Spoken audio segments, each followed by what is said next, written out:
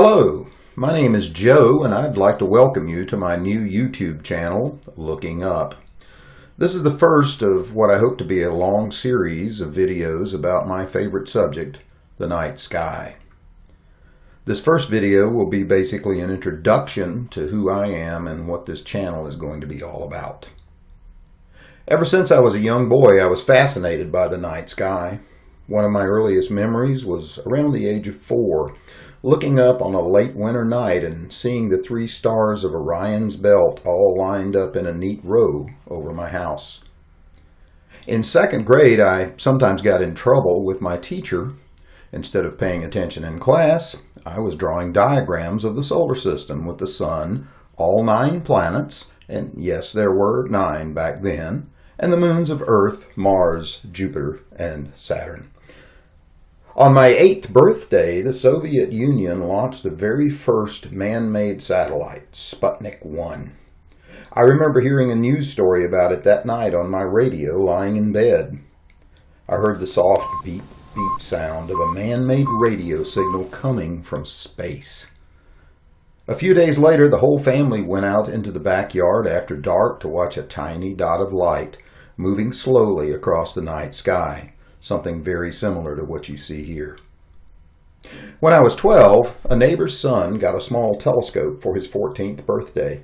He and I spent many nights looking at the craters on the moon and watching the dance of Jupiter and its 4 bright moons. I will never forget the night I very first saw the rings of Saturn with my own eyes. Sadly, they moved out of state and I didn't get a chance to look through a telescope for many years. That didn't stop me from lying on my back on warm spring or summer nights and watching the sky, though. During those years, with the help of books and an elderly neighbor, I learned my way around the night sky fairly well. In college, I was lucky enough to get a job at the college's planetarium. 3 days a week, I presented a program to middle school students, their teachers, and parents. The program was called Exploring the Skies. And for 45 minutes, I gave them a guided tour of the night sky, showing them what they could see if they went out that night.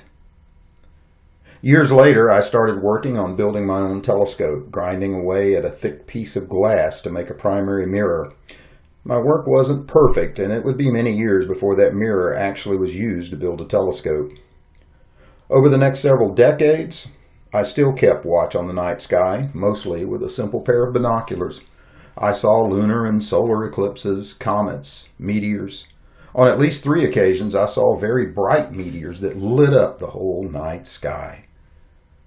About 15 years ago, I bought my first real telescope. I now own 3, one of which contains that mirror that I had made decades ago. I also began working part-time at the local museum's planetarium, once again giving folks a guided tour of the night sky. Due to conflicts with my regular job, I had to quit after a few years, but I still miss introducing children of all ages to the wonders of the starry night sky. I'm retired now, and after almost 7 decades of looking up, I think I've earned the title, Stargazer. With the world slowed down due to the virus, it can be downright dangerous to visit a planetarium and be locked in a small round room with dozens or hundreds of others. So I've decided to create this YouTube channel to give you, in a small way, the experience of a planetarium sky show. And hopefully to convince you to go out, look up, and become a stargazer. Let's get started. In my planetarium programs, I often ask for a show of hands from my audience.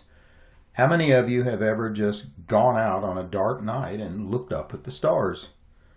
Usually every hand in the audience goes up. The stars can be a beautiful sight in the night sky. Unfortunately, we don't get to see the stars as well as our ancestors did. That's because we have all of this extra light in our lives. Street lights, automobile lights, porch lights, security floodlights, lighted billboards, light everywhere. We call this light pollution. In a large city, all that light washes out all but the brightest stars, the planets, and the moon. To our ancestors, the stars were important. The starry night was used to navigate, to find their way around the world when they were out on the ocean. The stars were used as a clock at night, the same way the sun was during the day. The stars were also used as a calendar. When certain stars rose in the east just after sunset, that meant spring was on the way. Time to hook the oxen to the plow and start plowing those fields. When other stars set in the west just before sunrise, winter was coming. Time to bring in the flocks from the fields and start chopping wood for those winter fires. In order to use the stars this way, our ancestors had to know their way around the night sky fairly well. And I think it's a shame that most modern people don't know the sky. Hopefully, by the time you've watched several of these videos, you will have begun learning your way around the sky. One way ancient people used to become familiar with the night sky is similar to something we've all done as children. Remember drawing those connect the dot pictures?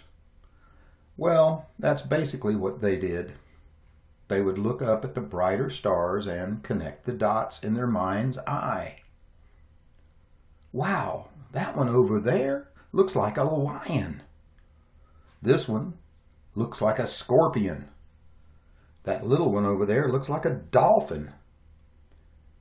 That one over there looks like the great hero Hercules. And that one over there kind of looks like Uncle Fred. Well, maybe not Uncle Fred, but you get the idea. By drawing these star pictures in their mind, they learn the position of various star patterns in the sky. And they named them after mythical creatures, animals, great heroes, gods, and demons.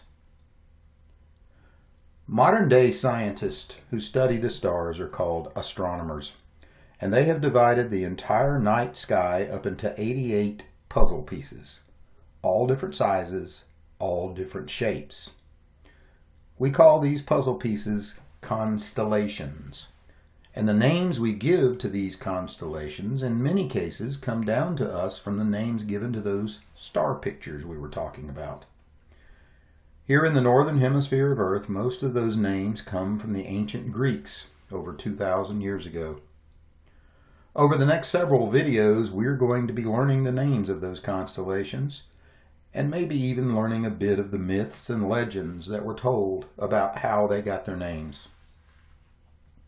Before we start our journey, you need to understand that the stars I will be showing you might look just a little bit different from the way they do where you live. First of all, we will be learning about the stars as you can see them in the northern hemisphere. If you're watching these videos from the southern hemisphere, for example, South Africa, New Zealand, Chile, or Indonesia, I would ask that you stick around. First of all, you may learn something about the stars in the northern sky. And secondly, I do plan to do some videos on the southern stars a bit later in this series. If you don't understand why the stars look different in, say, Baltimore, Maryland, to the way they look in San Juan, Puerto Rico, here's an example.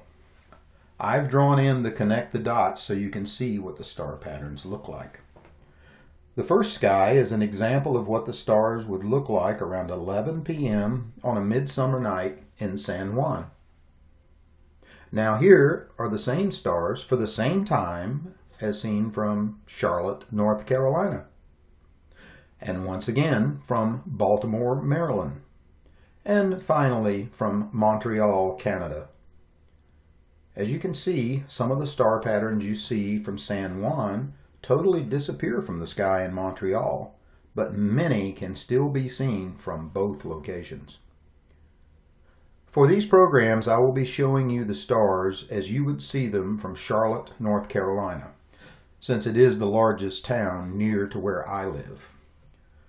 The computer program I'm using to generate these star images is called Stellarium. It is a free program that runs on Windows PCs, Macs, Linux, PCs, and even on Android and iOS devices. There is a slight charge if you want to run it on your Android tablet or your iPad, however. I will include a link in the description. The Android and iOS apps can be found in the usual places. Later in this series, I will discuss other programs and apps you can download to help with your learning of the night sky. The other thing about the constellations you see in the night sky is that they change from season to season. Here, for example, is that view of the southern sky from Charlotte in midsummer again. Next, the same sky in mid-autumn. And here's midwinter. And finally, mid-spring. The reason the stars change is that as the Earth makes its yearly trip around the sun, the side of the Earth that points away from the sun, we astronomers have a very technical term for that, we call it the night side. That side points to a different area of the universe. So the star patterns you see are different from season to season. The other thing that greatly affects the way you see the night sky is how close to a large or medium city you live, and because of that, how much light pollution you experience. Here is that same midsummer sky without the lines, as it would be seen from a very large city. As you can see, only a handful of stars, the brighter planets, and the moon are visible. Here is what that sky might look like in a slightly smaller city. Not a lot better, but a few more stars are visible. Here is what that sky would look like out in the suburbs of a small city. Much better. You can see quite a few stars here. This is the sky I am used to seeing from home. It's not perfect, but it's a lot better than the first one we saw. And here is what the sky would look like to our ancestors on a nightly basis, say just a few hundred years ago. Wow! See that bright band of light stretching across the sky with the darker cloud-like structures? That is the famous Milky Way. We'll be talking about it in later shows. It is possible to still see skies like this with your own eyes, but you may have to travel just a bit to do so. In my home state of North Carolina, you can see skies almost this good in the Blue Ridge Mountains, or in certain areas of the Outer Banks. But for really dark skies, you'll have to go west. There are websites that rate the quality of the night sky and have interactive maps to show you where the best places to go are. If you have never seen the Milky Way with your own eyes, you owe it to yourself to find a truly dark night sky once in your life. The sight is amazing. The other thing that changes your view of the sky is, of course, simply time. As the Earth rotates on its axis, the stars, planets, and the moon move slowly across the sky, rising in the east and setting in the west, just as the sun does during the day. I've greatly speeded up that motion here. Some stars, however, can be seen throughout the night, never rising, never setting. These are the stars in the far northern sky. We call these circumpolar. Basically, they circle the North Pole as the Earth turns. You can see that motion here.